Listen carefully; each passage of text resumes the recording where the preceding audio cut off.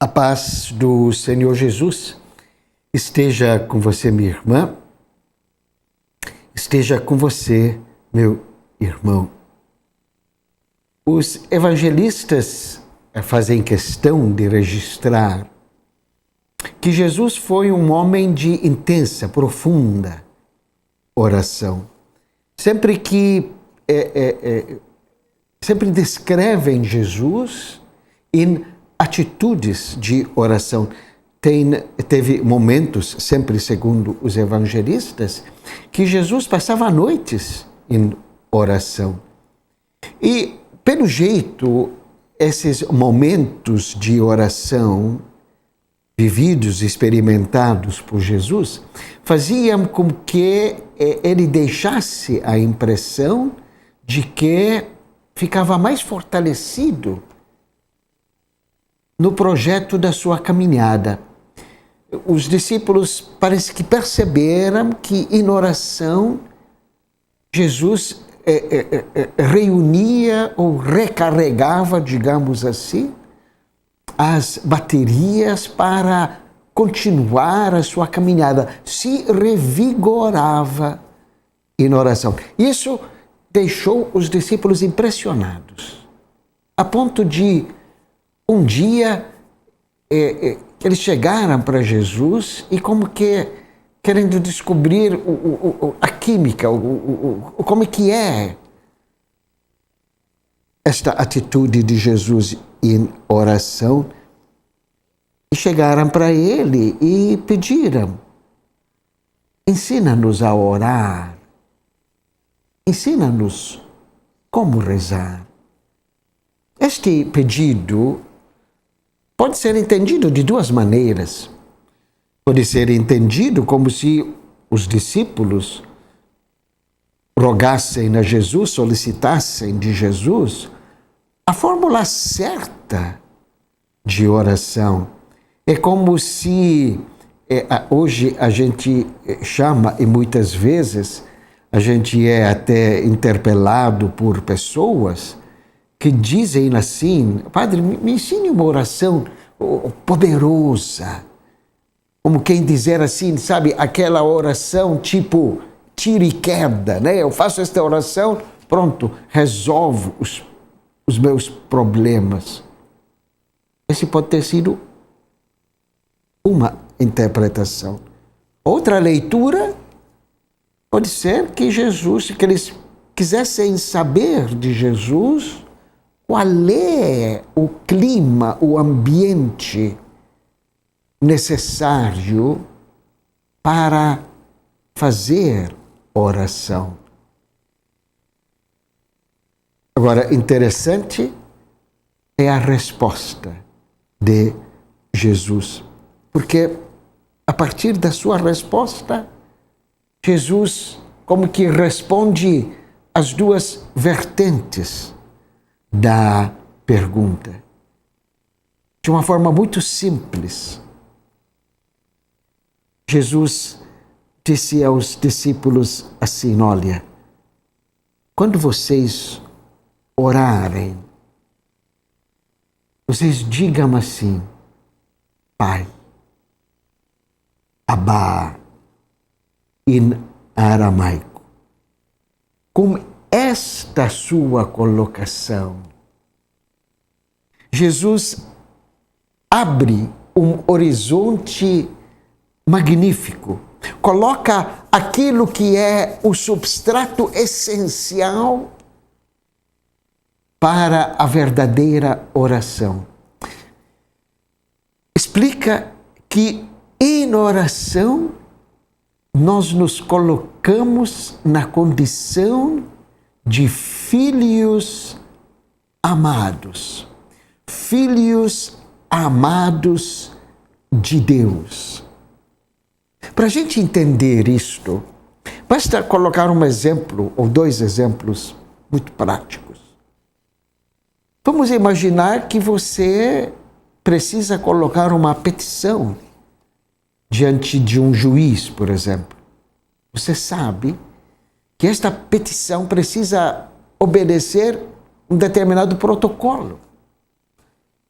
com perdão da vulgaridade, se eu mandar uma carta, petição, para o juiz, chamando o juiz, o meu amigo, o cara, o juiz, ao ler esta petição, simplesmente vai rasgar e vai jogar fora, porque é uma petição desrespeitosa. Para com as autoridades, é preciso que as solicitações sigam determinados protocolos. Por outro lado, levando agora a conversa ao ambiente familiar, se você é pai, se você é mãe, perceber que seu filho precisa de um determinado remédio, você exige que este filho chegue para você obedecendo aquele protocolo. Meu querido papai, você é o homem da minha admiração total.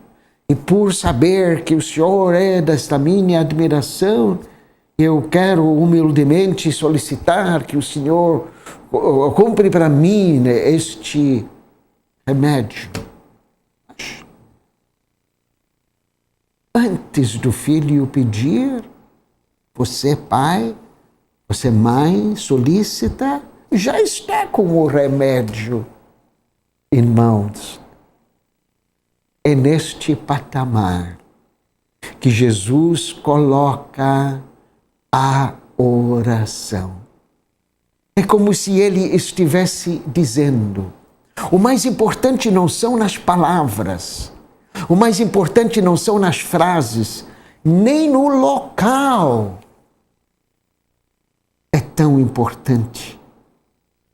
Importante que você se coloca na presença de Deus com a confiança, com a segurança de um filho que sabe que é amado por um pai, por uma mãe. É como se Jesus estivesse dizendo: assim como o pai e a mãe estão constantemente com o radar ligado em direção aos filhos para perceber e descobrir qualquer movimentação, qualquer apelo que o filho faz em direção aos pais, para prontamente atender, Papai do céu está na mesma toada. Ele também está com o radar dele constantemente ligado para saber das nossas necessidades. Mas atenção, preciso sempre lembrar como você é papai, como você é mamãe. Não é tudo que a gente pede a Deus que Deus concede. Mas Deus nos dá tudo o que nós precisamos. E nesta comunhão, nesta sintonia, Jesus avança, então, no seu ensinamento de oração. Ele diz para que a gente peça sempre que o reino de Deus aconteça.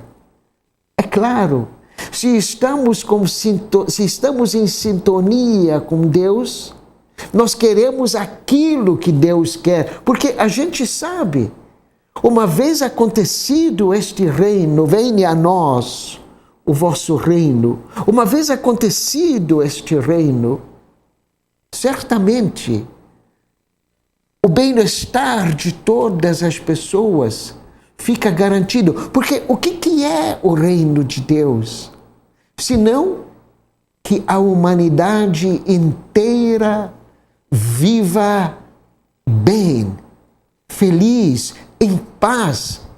Para que isso acontecesse, amigo, amiga, Deus enviou seu próprio Filho, e no dizer do apóstolo Paulo, este Filho pregou na cruz o débito que nós tínhamos para com Deus. Veja o interesse profundo que Deus tem e até que ponto Deus chega para que nós, a humanidade inteira, viva feliz, viva em paz. Mas como é que isso pode acontecer? Aliás, quando a gente pede para que o reino de Deus aconteça, isto significa que eu não fico de braços cruzados esperando que Deus faça tudo, não. Isto significa que eu me coloco como íntimo colaborador do projeto de Deus e com sua especial sabedoria, Jesus vai nos ensinando quais são, no concreto, as tarefas que nós devemos cumprir. Jesus nos ensinou a pedir o pão para cada dia. Dai-nos hoje o pão. Por quê? Porque sem alimento para todas as pessoas, como é que nós podemos esperar que o mundo viva em paz? Existe alimento para sustentar as 7 bilhões de pessoas. O problema é que este alimento anda muito mal distribuído. Percebe? Quando Jesus ensina a orar, Ele quer nos colocar nesta dinâmica de fazer as coisas acontecer. E isto em sinal de familiaridade. Aquilo que Deus quer passa a ser aquilo que eu quero. Pão para todas as pessoas. Mas também, para que se viva em paz, é preciso que as pessoas aprendam a se perdoar mutuamente. Assim como necessitamos do perdão de Deus, perdoai-nos as nossas ofensas, nós precisamos igualmente aprender a perdoar ao nosso semelhante. Seria muito estranho da nossa parte, para não dizer muito egoísta da nossa parte, solicitar que Deus perdoasse nossos erros, se nós não estivermos dispostos a perdoar os erros dos outros. Da mesma forma, para que este convívio harmonioso aconteça, para que o reino de Deus aconteça, é preciso que a gente elimine todas as falsas promessas de felicidade, todas as tentações que tentam nos desviar do caminho de Deus, prometendo-nos felicidades, quando na verdade eles prometem somente ilusão, como por exemplo, o ídolo do dinheiro, como por exemplo, a tentação do consumismo, que faz a gente entender que, tendo muito dinheiro, gastando muito dinheiro, eu vou alcançar a felicidade. Por isso Jesus pede, solicitem a Deus que livre vocês de toda tentação, de tudo aquilo que possa desviar vocês do caminho. Agora, o mais importante é que, além das palavras, a gente cria ambiente de oração. E neste ambiente de oração familiarizado, de filho para como pai, a gente tem a certeza, Deus sempre atende o nosso pedido. Meu amigo, minha amiga, a oração nunca pode ser momento ou ocasião de estresse, de tensão, daquela preocupação se eu estou usando as palavras certas, a fórmula certa. Não, nada disso. é você criar um clima de comunhão profunda com Deus. E aí, meu amigo, minha amiga, vai perceber que se todos os dias, a gente consegue reservar para Deus este tempo, o nosso dia ficará abençoado. Por quê? Porque a gente caminha seguro. A gente caminha sabendo que nós não estamos sozinhos nesta caminhada. A gente começa não somente a orar, mas a viver com confiança. Imagina você, papai, mamãe, ensinando seu filho, sua filha, não tanto rezas, não é que as rezas não sejam importantes, mas não ficar somente nas rezas, mas ensinar a seu filho e a sua filha como colocar-se na presença de Deus. E ao colocar-se na presença de Deus, saber, ter certeza de que Ele está atento às nossas necessidades. O radar de Deus está sempre ativo para nos dar aquilo que precisamos. Se a gente consegue todos os dias reservar um tempo exclusivo para Deus, para se colocar diante dele como filho amado e ele como pai solícito, a vida se transforma em oração e a oração se transforma em vida.